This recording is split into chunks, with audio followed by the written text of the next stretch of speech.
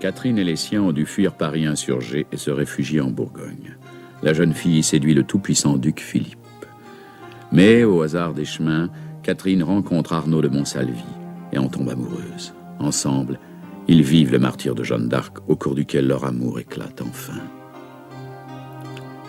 Ils se marient la nuit de Noël. Traqués mais réfugiés en Auvergne, Catherine et Arnaud connaissent un court bonheur, car le destin ne désarme pas. À la suite des mauvais traitements subis chez la Trémouille, Arnaud a contracté la lèpre. Pour Catherine, c'est le désespoir. Cependant, à Chinon, avec l'aide de la reine Yolande, elle réussit à tirer de la Trémouille une terrible vengeance. Mais l'amour la guette, sous les traits de Pierre de Brézé, et elle lui échappe de justesse. Rentrée à Monsalvi, elle y retrouve la mère d'Arnaud mourante. Alors qu'elle la veille, elle croit reconnaître son époux dans un étrange visiteur nocturne. En fait, l'homme était bien Arnaud, enfui de sa léproserie avec l'aide de Fortuna. Catherine apprend qu'il veut obtenir sa guérison à Saint-Jacques-de-Compostelle. Il la croit remariée à Pierre de Brézé. En compagnie de son écuyer Gauthier, Catherine se lance à sa poursuite. Elle rejoint un groupe de pèlerins et s'y fait des amis, Jos Rallard et Margot la Déroule. Cependant, à Conques, elle retrouve son ami Ermengarde, blessé.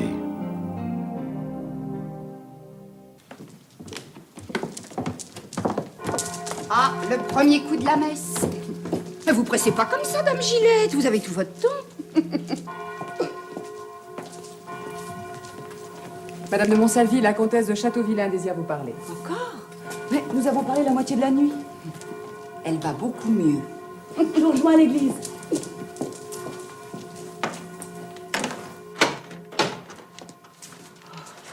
Oh, pardonnez-moi, Catherine, mais j'ai un grand service à vous demander. Je vous en prie, dites. Quand reprenez-vous la route? Sitôt la messe entendue. Et moi, je vais rester ici toute seule, accroupir dans cette chambre sinistre, en attendant que cette maudite jambe soit capable de me porter à nouveau. Hélas. J'avais pensé... À quoi? Nous sommes de vieilles amies, n'est-ce pas? Presque mère et fille. Toutes les deux, nous allons à Compostelle. Ne trouvez-vous pas déplorable que nous ne puissions y aller ensemble? C'est regrettable, en effet. Mais le sort en a décidé ainsi. Pourtant, Catherine, si vous vouliez rester ici, auprès de moi, en attendant ma guérison, ça ne vous retarderait que d'une semaine ou deux. C'est impossible, Ermengarde. Je ne puis me permettre de perdre un jour, ni même une heure, si je veux garder une chance de rejoindre Arnaud à Compostelle. Mais nous rattraperons le temps perdu. Je vous dis que c'est impossible. Allons, mon ami. Ne me demandez pas la seule chose au monde que je ne puis vous accorder. Adieu, ma bonne amie. Nous nous reverrons à Compostelle.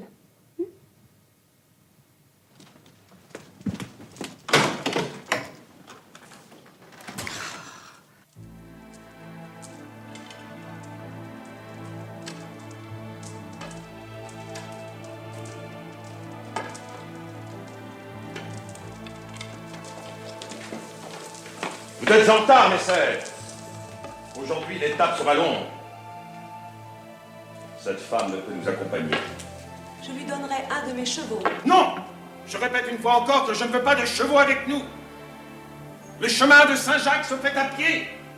La gloire de Dieu l'exige. Vous resterez ici jusqu'à votre guérison. Alors vous trouverez un autre pèlerinage et vous reprendrez la route avec eux. Et c'est avec nous qu'elle veut faire le chemin. Non! Je suis le maître et je suis juge. Cette femme est incapable de voyager avec nous, elle restera donc ici. Gloire de Dieu, exige-t-elle que vous brisiez le cœur de cette malheureuse? Sans doute. Mais si vous tenez à partager son chagrin, ma sœur, je ne vous empêche pas de rester ici avec elle. Retournez dans votre chambre, madame la comtesse. Avec tout le respect que je vous dois, ma sœur, vous me cassez les oreilles. Mais que faites-vous là, Ermengarde? Où allez-vous? Eh bien, ma chère, je vais à Compostelle avec vous. À Compostelle, mais... Eh bien quoi, je vais à Compostelle avec vous? Qu'y a-t-il là d'extraordinaire? C'est l'état de votre jambe qui n'est pas ordinaire pour quelqu'un qui sera à Compostelle. Maître Gerbert Bois vient déjà de se séparer d'une personne de notre groupe malade et qui risquait de nous retarder. Ah oui? C'est vous, le chef de troupe? J'ai cet honneur. J'espère que vous ne ferez pas de difficulté pour m'emmener. Je ne suis pas malade. J'ai une patte un peu folle, mais qui se remet à vue d'œil. Et comment comptez-vous vous déplacer? Nous faisons 10 lieues par jour par des chemins souvent périlleux. J'ai un cheval capable de marcher les yeux fermés, il vous suivra comme votre ombre. Je ne veux pas de chevaux avec nous! Vous me prendrez à cheval ou à pied? Non mais qu'est-ce que c'est que cet olibrius? Que dites-vous? Je dis ce que j'ai à dire et je n'aime pas à me répéter. Alors, nous partons? Oh, Madame la Comtesse, pour l'amour du ciel, ne commettez pas cette folie. Oh, je sais, ma sœur, combien il vous en coûte de vous séparer de moi, mais ma décision est prise. Adieu! Marchons! Restez à vos places, nous ne marchons pas! Vous commencez à m'échauffer la bille, l'ami! Ermengarde, la raison vous commande de retourner dans votre chambre et de n'en plus bouger. Vous-même m'avez dit tout à l'heure qu'il vous faudrait bien une semaine ou deux pour guérir. Moi, je vous ai dit ça? Je ne devais pas être bien réveillée. Je me sens capable d'aller au bout du monde, je vous assure. Pas avec moi, en tout cas. L'ami. Vous et moi au bout du monde, qui sait? Bon, assez bavardé. Je pars pour Compostelle à cheval, bien gardé par mes soldats. Dieu veille sur ceux qui vont à pied par pénitence. Il n'a que faire de gens qui voyagent comme des chanoines escortés d'hommes armés. Êtes-vous si sûr d'être dans la confidence du bon Dieu, mon maître? Mon âme n'est peut-être pas immaculée, mais je gagerais qu'elle lui paraît aussi bien séante que la vôtre pour le moins. Bonne route, brave pèlerin. Avec un pareil guide, elle vous semblera brève. Car j'ai bien l'impression que vous n'allez pas vous ennuyer. Pour moi, comme je serai à Compostelle bien avant vous, je prierai Monseigneur Saint-Jacques qu'il vous soit en aide.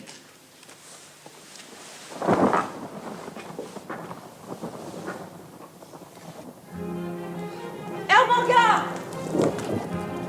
Ermengarde! Ermengarde!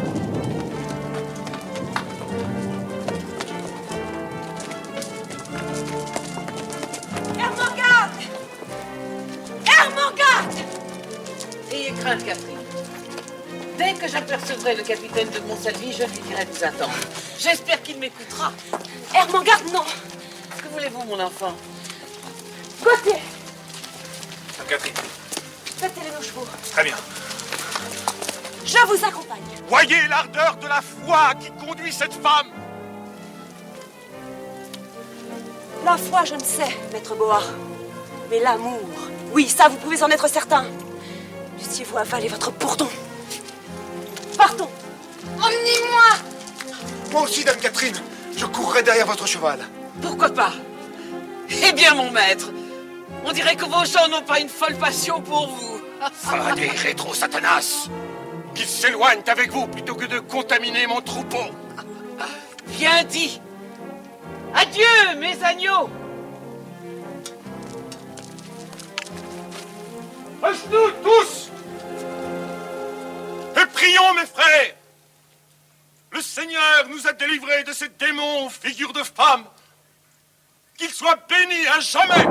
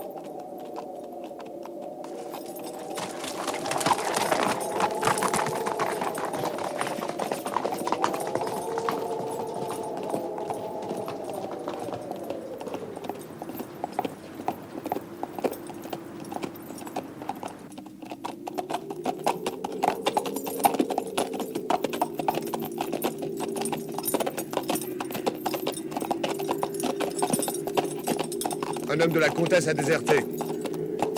J'ai vu ça, oui.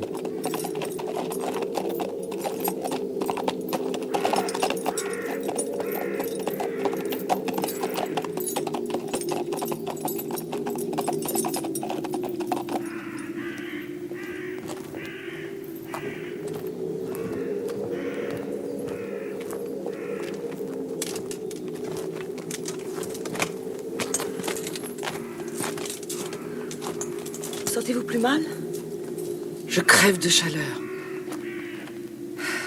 Et ma jambe me fait l'effet de tourner sur une broche au-dessus d'un grand feu.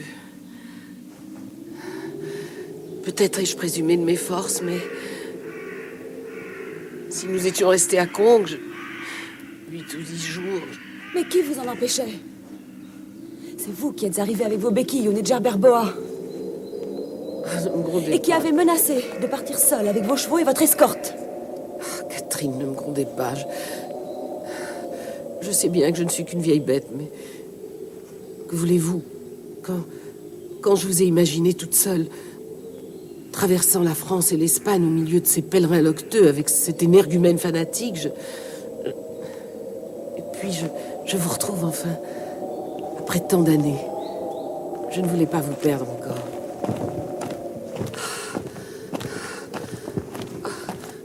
Donnez-moi un peu d'eau, vite. Merci. Vous voilà avec un beau poids mort à traîner. Vous si impatiente d'arriver à Compostelle, bien sûr. Je suis partie avec vous parce que je ne voulais pas vous laisser partir seule. Et aussi pour le retrouver plus vite, lui. Catherine. Catherine, laissez-moi. Comment? Abandonnez-moi. Galopez jusqu'à Compostelle, je vous y rejoindrai dès que Dieu me le permettra. Ne dites pas de sottises. Pourquoi faites-vous tout ça pour moi, mon enfant? Par pure charité chrétienne.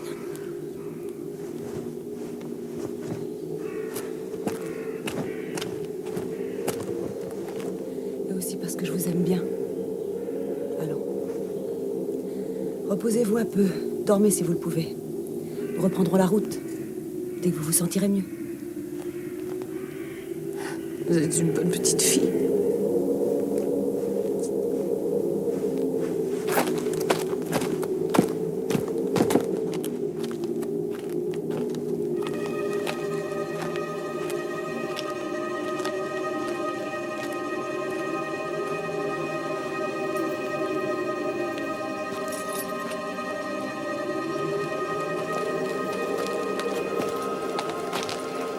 Vous voyez ce château, Catherine? À l'intérieur, il y a une chapelle du chemin de Saint-Jacques. Descendons. Une prière ne peut nous faire que du bien. Vous deux, aidez-moi.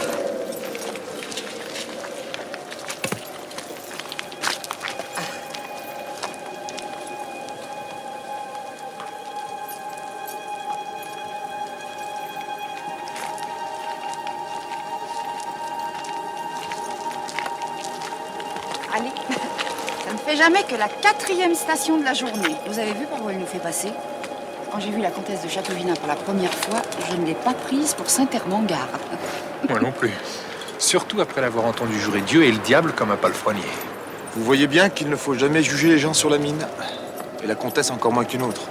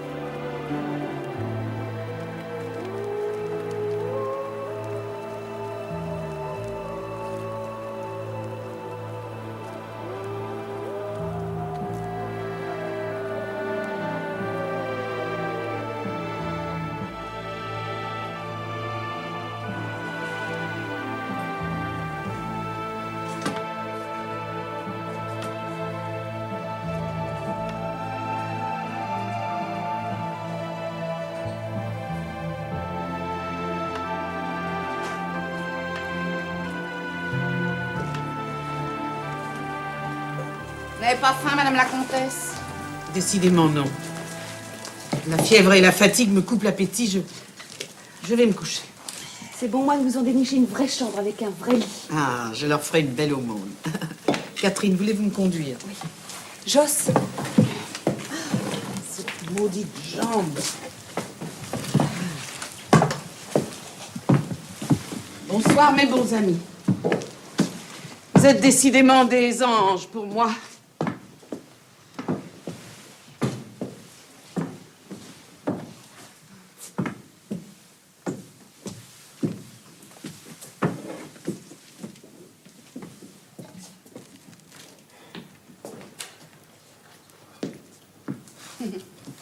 Qu'est-ce que vous dites de ça?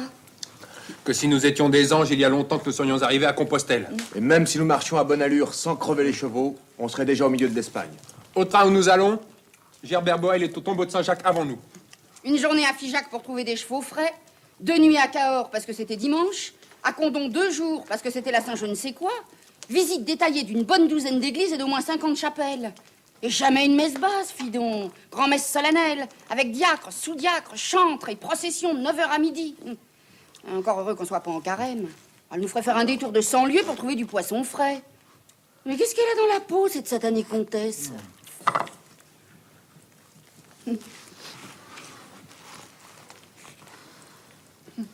Elle va à son train. Voilà tout. Et ce n'est pas le nôtre, ni celui de Dame Catherine qui se morfond sur la selle de son cheval. Mais non, elle ne se presse pas parce qu'elle ne veut pas se presser. Comment ça? Vous vous souvenez de cet homme d'escorte qui a disparu le jour même où nous avons quitté Conques? Et alors? Et alors? Il a disparu parce qu'il a rebroussé chemin. La comtesse l'a envoyé quelque part prévenir quelqu'un. Mais qui? Mais ta vie qu'on finira par le savoir, un jour ou l'autre.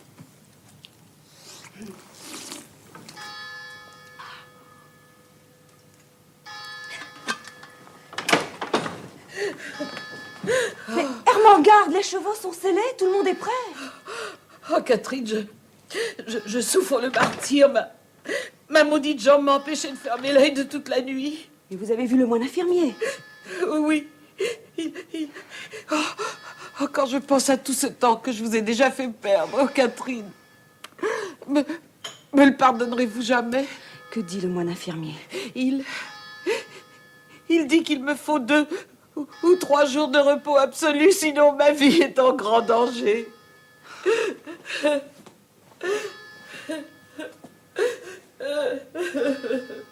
Calmez-vous, Ermengarde. Nous resterons. Oh, merci, Catherine, merci.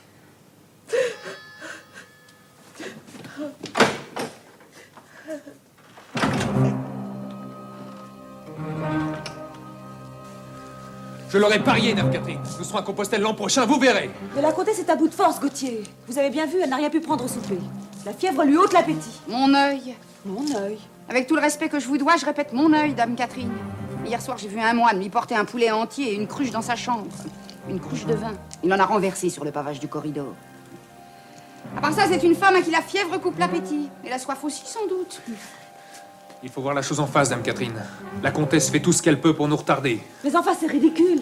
Ermengarde est ma meilleure amie.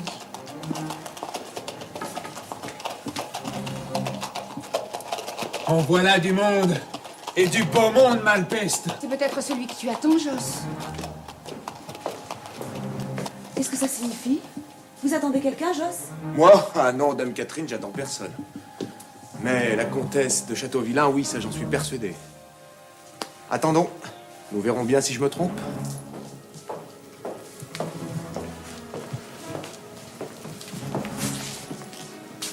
Jean Van Eyck.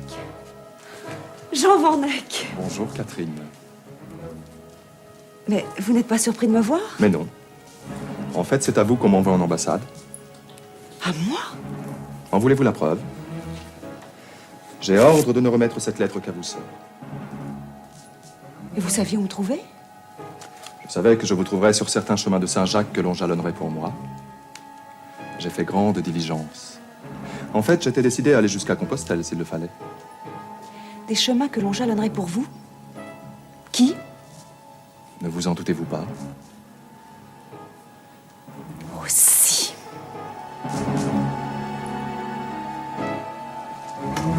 Catherine. Vous semblez en colère. Lisez au moins cette lettre. Elle ne m'intéresse pas. C'est vous qui aviez raison, Joss. Pardonnez-moi de ne pas vous avoir cru. Où va-t-elle et pourquoi cette mine? Tout à fait la mine de quelqu'un qui a des comptes à régler, n'est-ce pas? Oh là là là là. Savez-vous qui est êtes ici, Jean Van Eyck, avec une lettre du duc Philippe pour moi. Qu'avez-vous à dire? Que décidément, cet homme a tous les talents. Non seulement c'est le plus grand peintre de notre temps et un négociateur de la dernière habileté, mais il se déplace à la vitesse du courant d'air.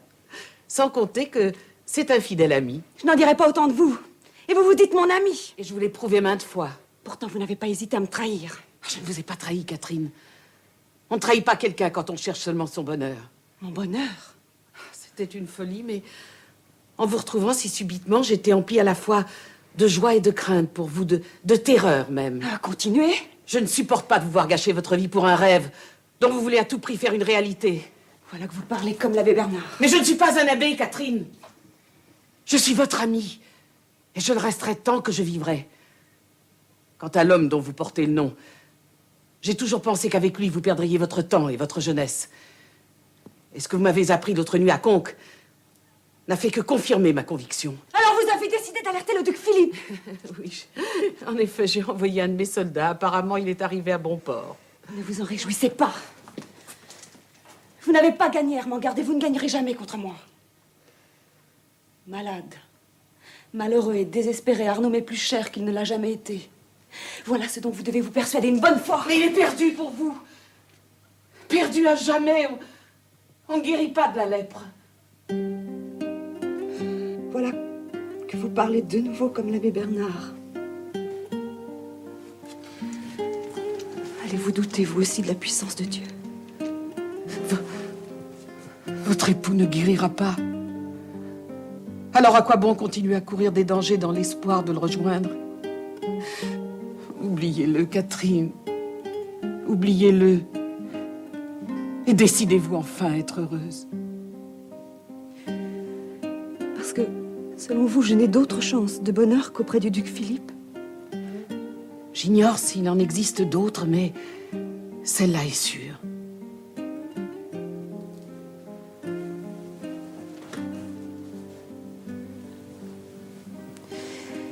Ma bonne, ma tendre amie. Ce n'est pas à vous d'en juger.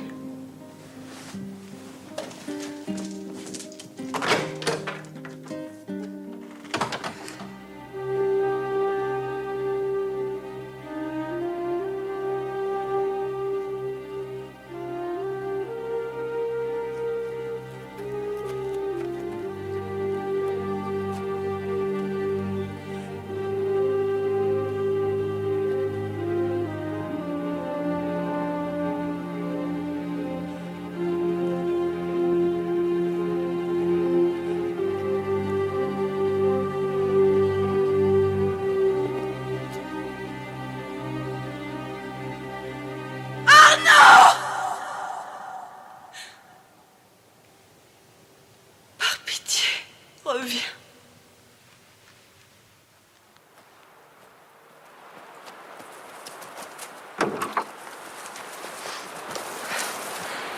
Où allez-vous? On étouffe là-dedans. Nous allons faire un tour et repérer le chemin du col au cas où il faudrait passer de nuit. C'est bien. Bonne promenade. Ne tardez pas trop.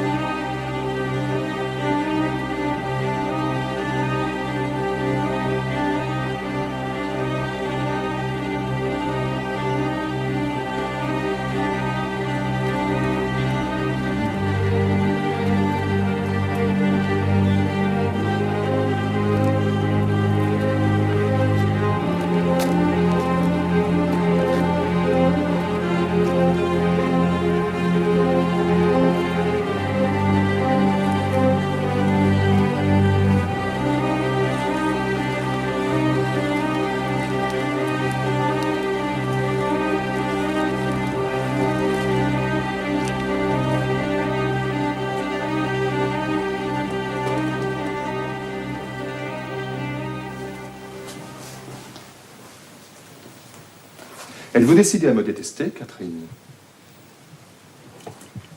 Bien, accepterez-vous de boire un peu de vin avec moi? Vous semblez transi. Je n'ai aucune raison de vous détester, Jean.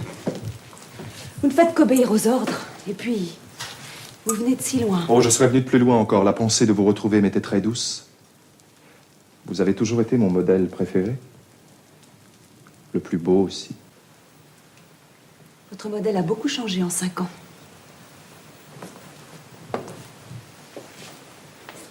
Certes, vous avez changé. Mais personne ne songerait à le regretter. J'aimerais beaucoup faire votre portrait tel que vous êtes aujourd'hui. Ne me flattez pas, cela ne sert à rien. Je n'y songe pas non plus. Mais m'offrez-vous au moins la grâce de lire cette malheureuse lettre?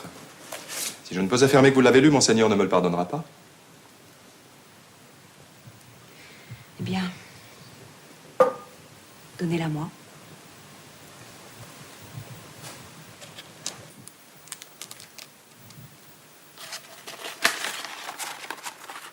Le regret de toi ne me laisse ni trêve ni repos. Reviens, mon doux amour, et c'est moi qui demanderai pardon. Vous voyez? Il vous aime au moins autant que jadis. Vous l'avez abandonné, renié, insulté même. Pourtant, il ne songe qu'à vous, il n'attend que vous. Au milieu de toutes ses maîtresses? Son corps a besoin de femmes, mais son cœur n'a besoin que de vous. N'a-t-il pas une femme, la duchesse Isabelle? Et un fils, le comte de Charolais? Quelle serait ma place entre eux? Celle de la femme aimée, de l'inspiratrice, de l'indispensable. La duchesse a fait son devoir en lui donnant un fils. Monseigneur n'en demande pas davantage. Mon orgueil en demanderait davantage. Et puis faut-il vous le rappeler? Je suis mariée. Je porte un nom qui serait en exil en Bourgogne. Enfin, je ne puis plus offrir au duc qu'un tendre souvenir.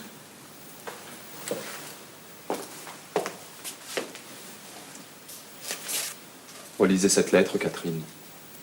Elle vous en dira plus que je ne saurais faire. Je vais prendre des nouvelles de la comtesse de Châteauvillain. Pour elle aussi, j'ai des nouvelles. Oh, excusez-moi.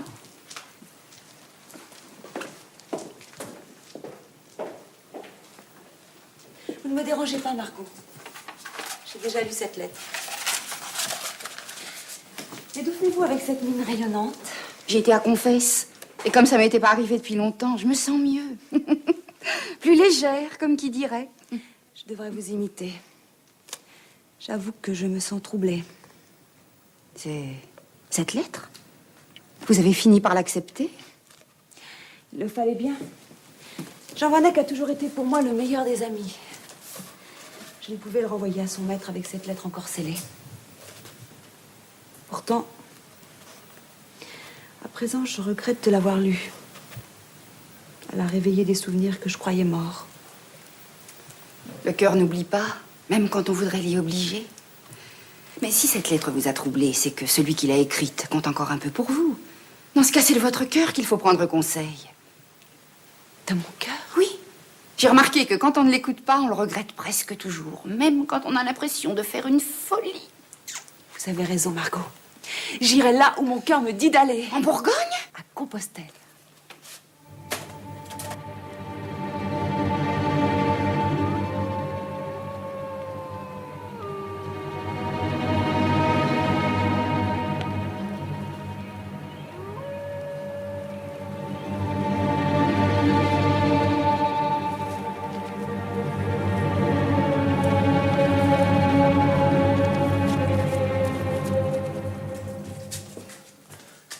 On a trouvé cet homme près de la brèche de Roland.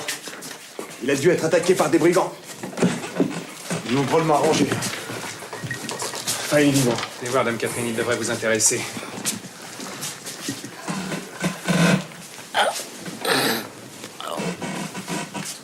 Mais c'est Fortuna. Vous le connaissez? Il me semblait bien que c'était lui. C'est l'écuyer de mon époux. Mon Dieu, mais s'il est dans cet état, qu'a-t-il pu advenir d'Arnaud? Ne me cachez-vous rien. Je vous jure qu'on n'a trouvé que lui, Dame Catherine. Il a l'air d'avoir la couenne solide. On pourra bientôt l'interroger, j'en suis sûr.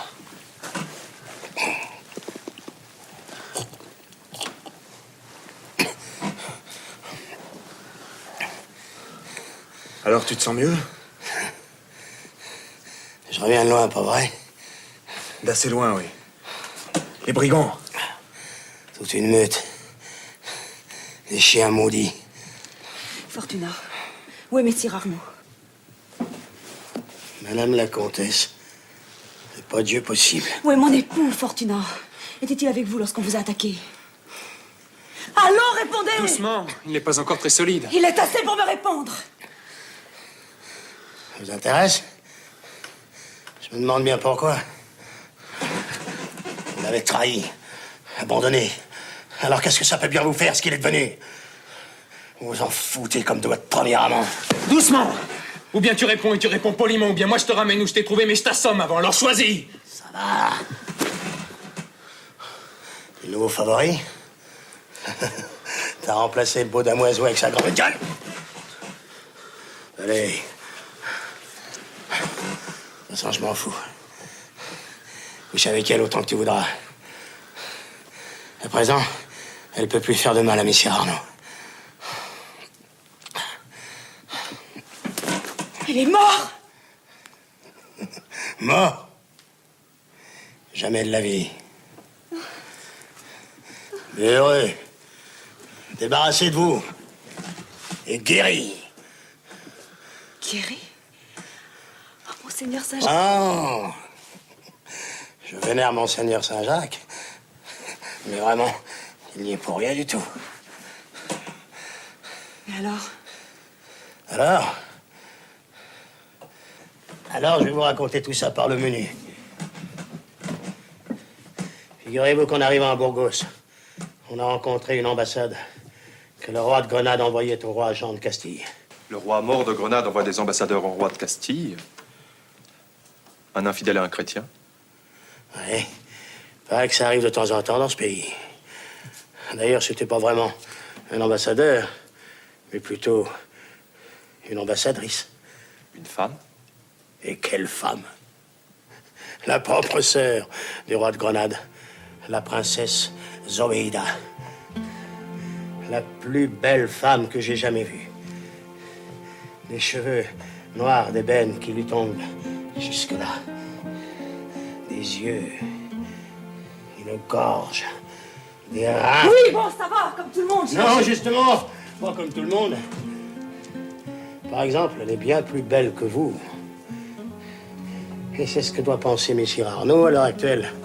Car figurez-vous que cette belle princesse est tombée amoureuse de lui. Naturellement, au début, il voulait rien savoir. Il lui a dit qu'il était lépreux. Mais elle, ça ne l'a pas ému davantage. Elle a simplement fait appeler son médecin. Ils ont des médecins très malins, ces infidèles. Il lui a dit qu'il n'avait pas la lèpre. Pas la lèpre? Non, pas la lèpre du tout. Oh, c'est une autre maladie dont j'ai oublié le nom barbare d'ailleurs, mais qui n'est pas mortelle et qui lui a soigné très rapidement. Ah, il était heureux, Messire Arnaud. Et la princesse, donc. Ils sont tombés, pour ainsi dire, dans les bras l'un de l'autre. Et on ne les a pas revus pendant 3 jours. Dame, pareille délivrance.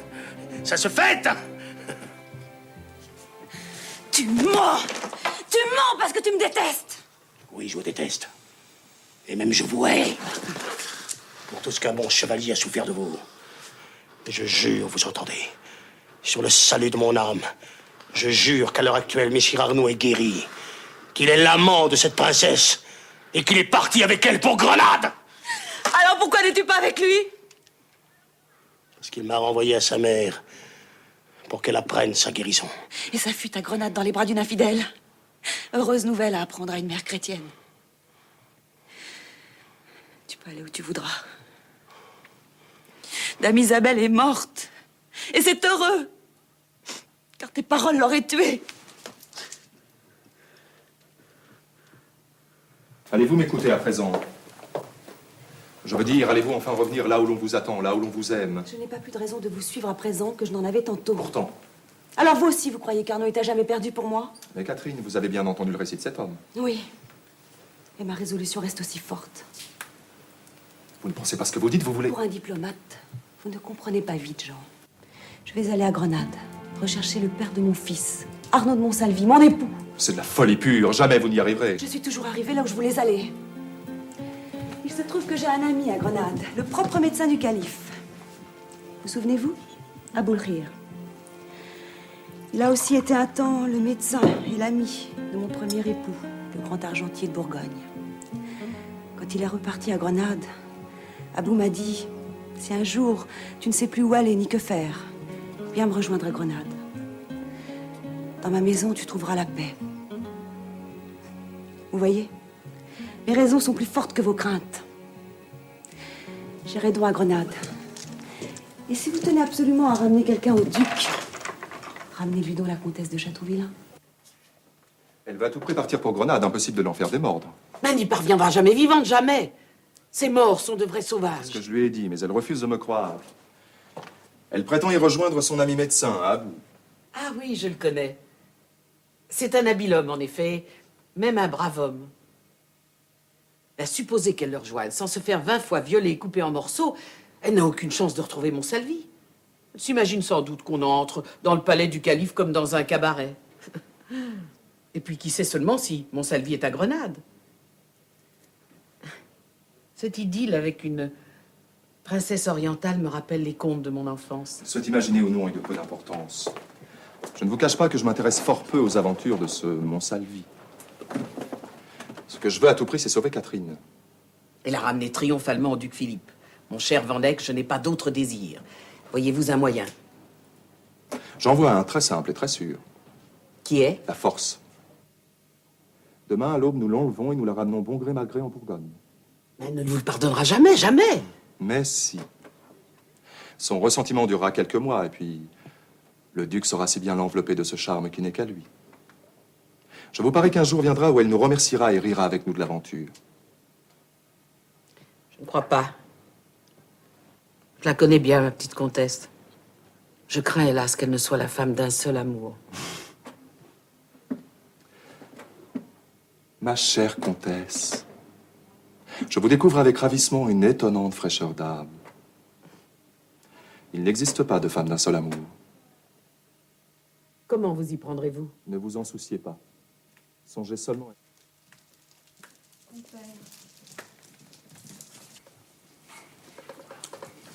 Entre l'escorte de Dame Hermangarde et celle de l'ambassadeur, ils ont largement de quoi nous aplatir.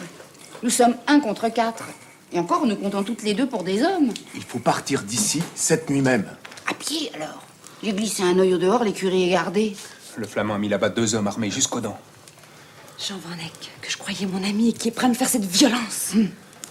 Ce n'est pas par méchanceté, au contraire.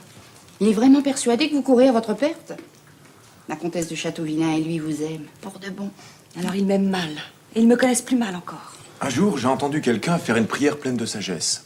Il disait, Seigneur, protégez-moi de mes amis, mes ennemis, je m'en charge. On peut peut-être attendre un peu plus tard pour faire la philosophie, non? Pour le moment, la seule chose importante, c'est de récupérer nos chevaux et de passer le col avant le jour.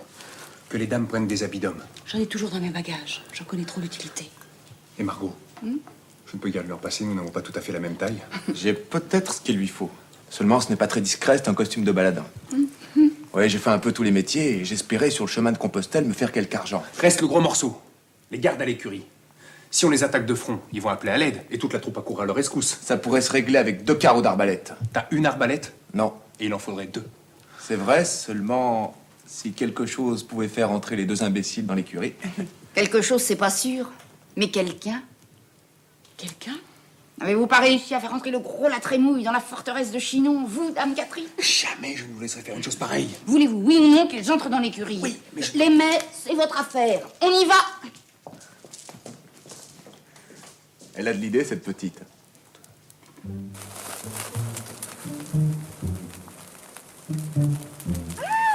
La nuit est belle. Oh, bonsoir, messire. Messire. Je viens de l'abbaye, il faisait chaud. Vous n'avez pas trop froid ici? Et vous? Non? Il doit faire meilleur là-haut. Je peux jeter un petit coup d'œil?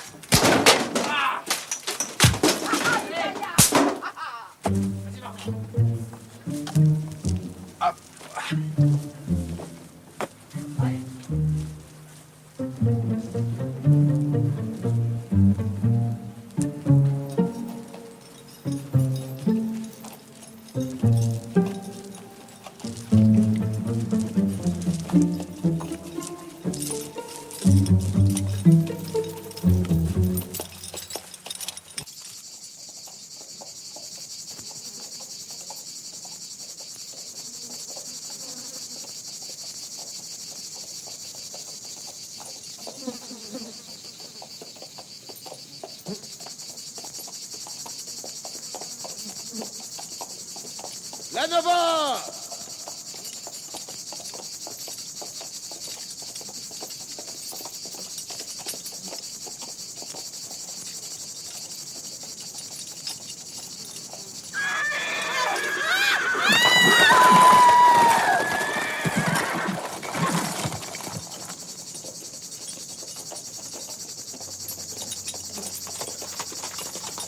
Oh mon Dieu!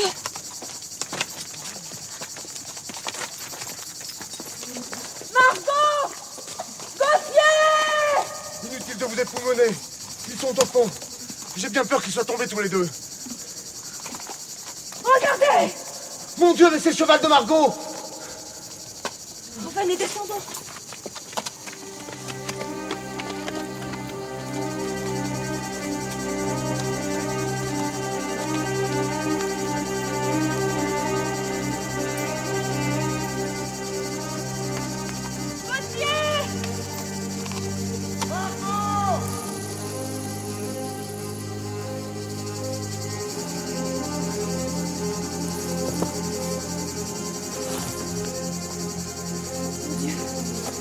C'est bien le cheval de Margot. Margot! Gauthier! Rien. C'est à désespérer.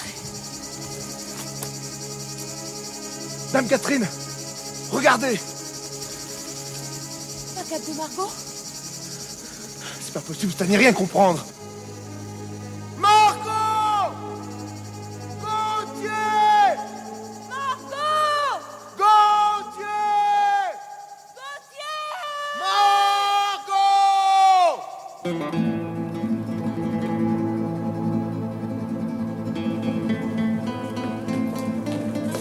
Buenas tardes, señores. 2 chambres, s'il vous plaît. ¿Francés? Si. Ah, yo très bien parler français. Dans le commercio, c'est tout à fait obligé. Que puis-je faire pour la Votre Excellence? Je crois vous l'avoir dit, non? Nous voudrions 2 chambres. Mon jeune compagnon est épuisé. 2 habitaciones? Por la Virgen, ¿por qué? Yo très belle chambre con 2 ou 3 lits. Ah, sûrement pas, amigo. Ce jeune homme est un seigneur français. Il aime avoir ses aises. Moi, je suis son écuyer et la nuit, je le gêne parce que je ronfle. Ronfle? Si.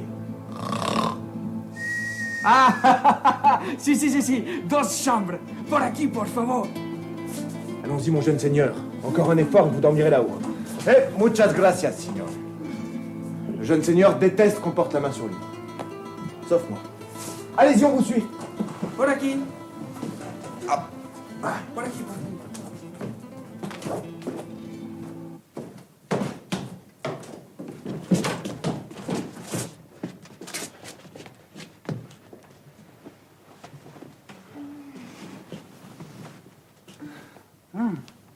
C'est un niño? Un jeune homme, oui. Muy hermoso. Dites donc, vous êtes sûr que vous parlez français, vous? Perfectamente. Il a l'air d'y croire. Enfin, l'important, c'est de s'entendre à peu près. Pauvre petite. Je me demande dans quel état elle sera quand on arrivera à Grenade. Si on y arrive.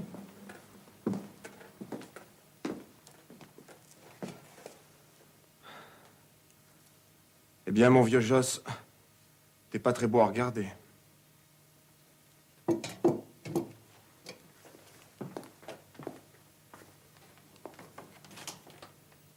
On laisse les moines s'enivrer dans les auberges de Castille. Celui-là n'est pas d'ici, c'est un Irlandais, un moine mendiant. Il boit tout ce qu'on lui donne. Vous permettez? Avec plaisir. Vous êtes français? Ça se voit? Bien sûr. Je connais bien la France. Vous êtes d'où? De Paris. Jos Rallard pour vous servir. Oh, simple écuyer, j'accompagne mon jeune maître qui voyage pour le plaisir. Mais ça se fatigue vite, la jeunesse. Et vous, c'est indiscret de savoir qui vous êtes? On m'appelle Hans de Cologne, tailleur de pierre. Je suis le maître d'œuvre de la cathédrale. De Cologne, sur les bords du Rhin? Oui. Et qu'est-ce qui vous a attiré dans ce pays? L'archevêque Alonso de Carthagène, que j'ai rencontré voici 3 ans à Bâle lors du concile. Il m'a confié l'achèvement des tours, et depuis je suis à Burgos avec mes compagnons. Nous aurons bientôt fini notre tâche. Je l'espère. Pourquoi le pays ne vous plaît pas? Pas beaucoup. C'est trop différent de chez moi. Le climat est rude, les gens aussi. Ils aiment un peu trop le sang pour mon goût. Tenez, vous allez les voir à l'œuvre.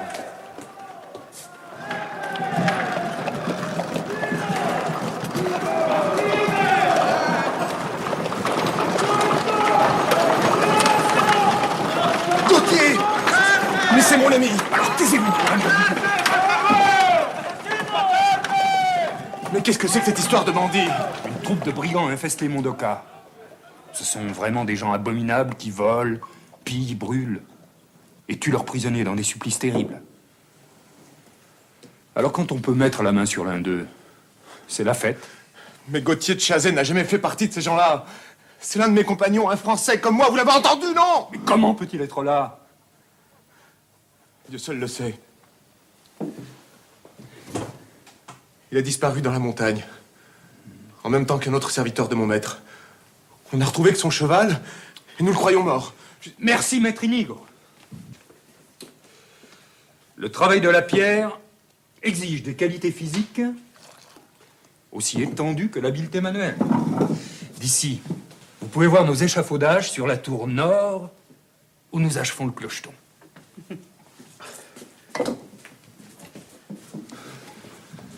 J'ai bien peur que la mort de votre ami ne soit différée.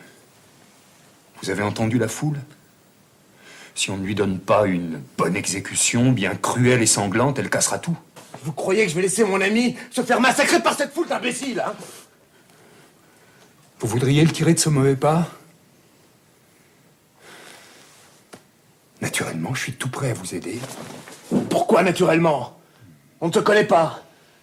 Et vous risquerez de vous mettre dans un très mauvais camp en venant nous aider. Don Martin Gomez Calvo a accusé l'un de mes ouvriers de vol. Un vase sacré avait disparu dans la cathédrale. Il lui a fait couper la main droite sans rien vouloir entendre. Sa victime était un merveilleux compagnon. À présent, ce n'est plus qu'un infirme estropié, tout juste bon à mendier son pain. Vous comprenez? Je crois, oui.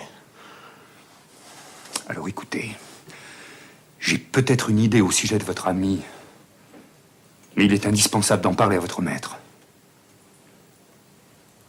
Bien.